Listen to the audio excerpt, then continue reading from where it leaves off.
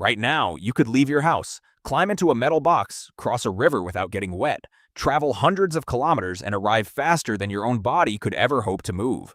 You wouldn't think twice about it. That's the strange part, because your body never became faster. Your ancestors didn't evolve better legs or stronger lungs. Instead, every time they reached a limit, they found a way to hand that limit to something else. A tool, an animal, a machine, or eventually millions of strangers they'd never meet.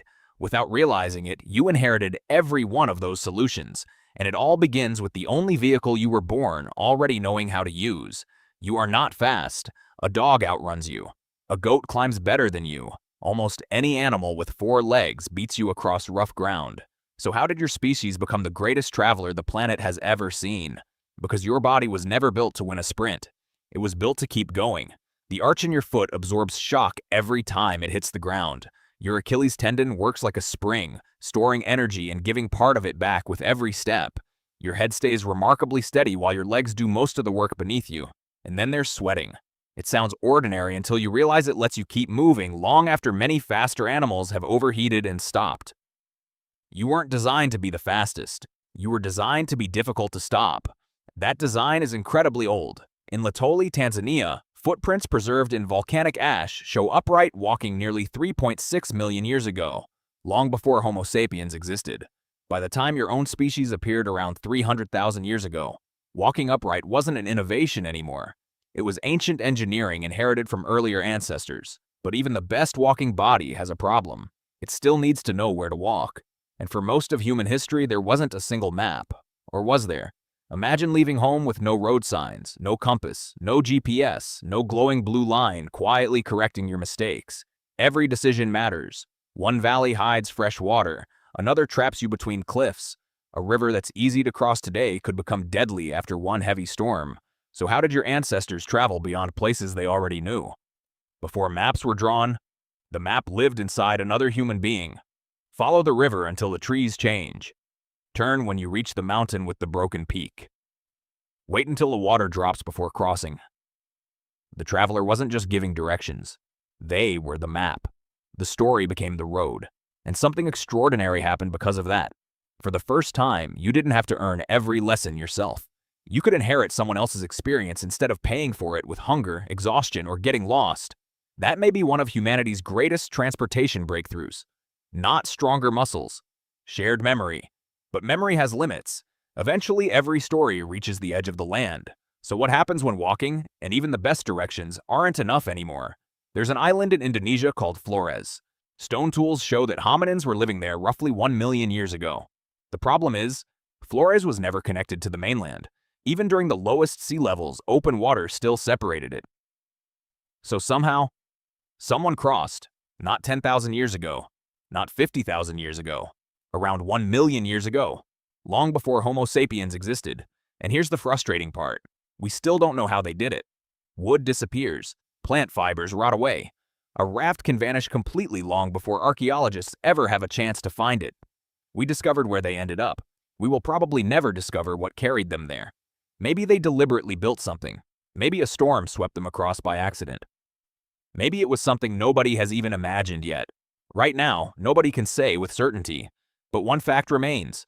For the first time we know of, a barrier that walking could never solve had been overcome. That wasn't just a longer journey. It was an entirely different kind of journey. And thousands of years later, your own species would push that idea even further. Humans eventually reached Sahul, the ancient landmass that later became Australia and New Guinea. Evidence from Majid Bebe suggests people were there around 65,000 years ago, although researchers continue debating the exact timeline. Getting there required more than staying afloat. Floating keeps you alive. It doesn't tell you which direction leads to land, which creates an even bigger challenge. How do you travel towards something you can't see? To most people, the open ocean looks empty. To an expert navigator, it's full of information. Stars, wind direction, ocean swells, bird flight, cloud formations, currents, even subtle changes in the color of the water. Each clue means almost nothing on its own. Together, they become a map that constantly moves. None of this was written down. It had to live inside people's memories. And if that knowledge disappeared, the route disappeared with it. Once a community understood these patterns, the ocean stopped being an obstacle. It became a landscape, one without roads, but full of signs.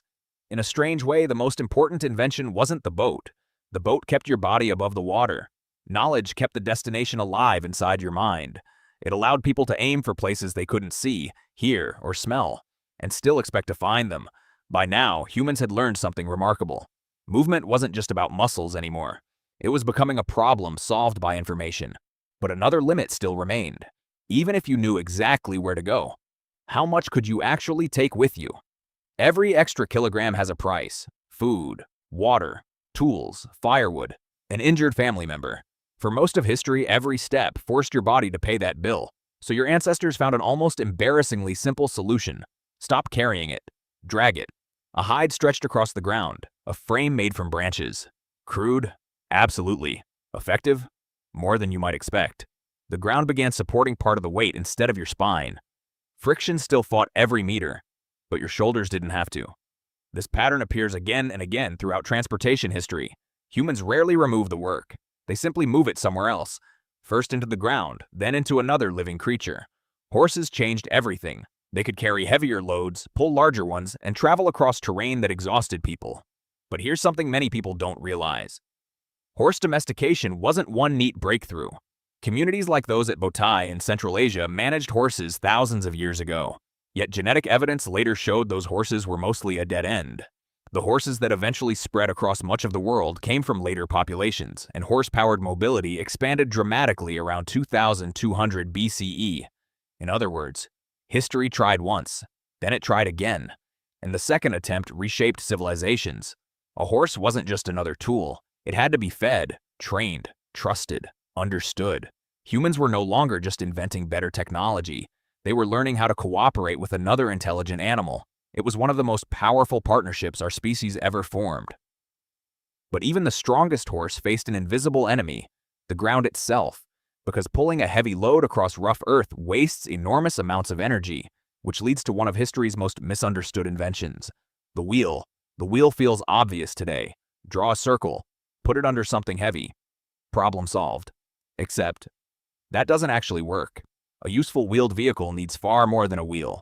You need a wheel strong enough not to split, an axle that turns without locking up, a frame that holds the load together, materials precise enough to survive constant stress, something powerful enough to pull it, and ground smooth enough for rolling to beat dragging. Take away any one of those pieces, and you don't have transportation. You have expensive firewood. One of the oldest wooden wheel and axle sets ever discovered came from the Ljubljana marshes in present-day Slovenia, dating back about 5,200 years. What's remarkable isn't that it's old, it's that it's already sophisticated. That tells us something important. The first successful wheels almost certainly came earlier. They simply didn't survive. But even then, the wheel wasn't a universal solution. On sand, in thick mud, on steep mountain trails, inside dense forests, a horse or pack animal often outperformed a cart. The wheel wasn't revolutionary because it worked everywhere. It was revolutionary because humans slowly changed the world until it worked. Which raises a bigger question. What if, instead of adapting the vehicle to the landscape, you adapted the landscape to the vehicle? A road looks like nothing, just dirt, stone, or asphalt. But every road is frozen human effort. Someone cleared the trees. Someone leveled the ground. Someone drained the water. Someone built the bridge. Someone decided two distant places deserved to be connected at all. And then something extraordinary happened. Every traveler after them got to borrow that work for free. That's the hidden purpose of infrastructure. It lets one generation spend energy, so the next generation doesn't have to. The road never moves, yet it quietly moves millions of people. And that pattern never disappeared. Your car depends on highways. Highways depend on bridges. Bridges depend on engineers. Airplanes depend on airports, radar, weather forecasts, maintenance crews, fuel systems, and air traffic controllers. Cargo ships depend on ports, cranes, navigation systems, warehouses, and carefully timed supply chains. The vehicle gets all the credit. The system does most of the work. But every one of those systems still shared the same weakness. They depended on muscles, human muscles, animal muscles. And muscles eventually get tired, so humans handed the hardest part to something that never gets hungry. The engine changed the rules. Instead of asking a living body to turn food into movement, it released stored energy directly. For the first time, distance was no longer limited by how long a person, or even a horse, could keep going. Loads became heavier. Journeys became longer. Travel became predictable. It feels like the moment humans finally became independent. But that's an illusion. The engine didn't remove dependence, it multiplied it. Fuel has to be extracted, refined, transported, stored. Engines have to be designed, built, maintained. Mechanics repair them. Engineers improve them. Workers manufacture parts. Entire industries quietly cooperate every time you turn a key. And that's before the vehicle even starts moving. Most of the people responsible for your trip will never meet you. You'll never know their names, but functionally, they're traveling with you. Without them, the journey never begins, which leads to the biggest transportation breakthrough of all. Because today, the hardest part of travel often happens before you even leave home. Think about the last time you went somewhere unfamiliar. You probably didn't unfold a paper map. You didn't ask a stranger which river to follow.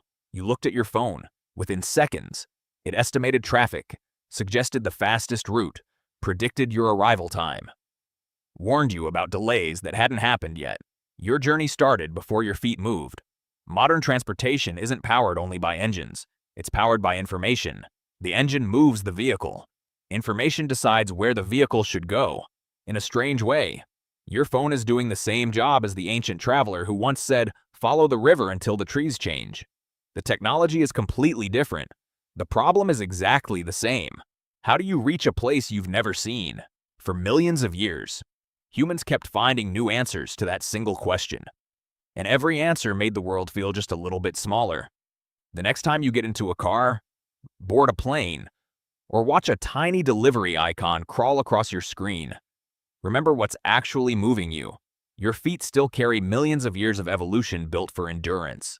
Your route depends on knowledge passed through countless people you'll never meet. Every bridge is an old argument with the river that humans eventually won. Every road is stored effort left behind by people who were planning for someone they would never know. Humans didn't make the earth smaller. We made distance easier to borrow. And maybe that's the funniest part. Your ancestors crossed open water without knowing if land even existed on the other side. You refresh a delivery app because it's been 4 minutes. Somewhere along the way, the greatest travelers in history became impatient waiting for extra sauce.